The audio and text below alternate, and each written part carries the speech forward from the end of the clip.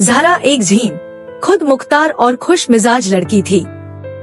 उसने अपनी मेहनत और लगन से अपनी तालीम मुकम्मल की और एक मशहूर कंपनी में मुलाजमत हासिल की। वह अपनी जिंदगी के हर लम्हे को भरपूर तरीके से जीती थी, अपने शौक पूरे करती, दोस्तों के साथ वक्त गुजारती और समाजी कामों में हिस्सा लेती। लेकिन एक बात उसे हर वक्त परेशान करती थी, समाज के वो सवाल जो उसकी जाती जिंदगी में बार बार झांकते थे।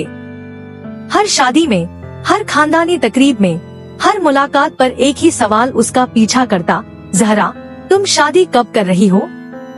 कुछ लोग तंजिया अंदाज में कहते, कितने साल हो गए काम करते हुए, अब शादी का भी सोच लो। कुछ नसीहत करने आते, जिंदगी का असल सुकून तो शादी में है, कब तक अकेले रहोगी? ज़हरा ने शुरुआत में इन सवालों को नजरअंदाज करने की कोशिश की, लेकिन वक्त गुजरने के साथ ये सवालात उसके दिल पर बोझ बनने लगे।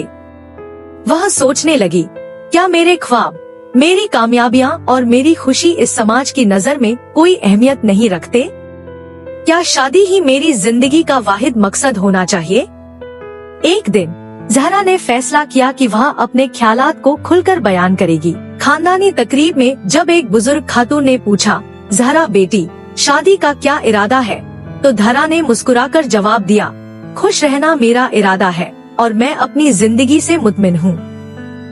मेरे पास इतनी अच्छी मुलाजमत है, मैं अपने ख्वाबों की तकमील कर रही हूँ और अपनी मर्जी से अपनी जिंदगी गुजार रही हूँ। शादी एक खूबसूरत रिश्ता है, लेकिन ये खुशी और कामयाबी का वाहिद पैमाना नहीं।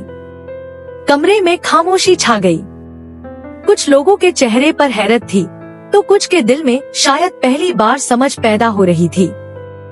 ज़हरा ने आगे कहा, हर इंसान का अपना सफर और अपनी तरजीहात होती है। हमें दूसरों की जिंदगी के फैसले उनकी खुशी के मुताबिक छोड़ देने चाहिए, बजाय इसके कि उन्हें गैर जरूरी दबाव में डालें।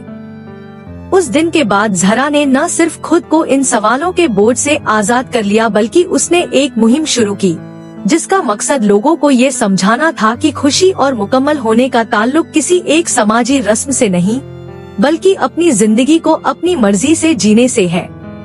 ज़हरा की कहानी इस समाज के लिए एक सबक बन गई।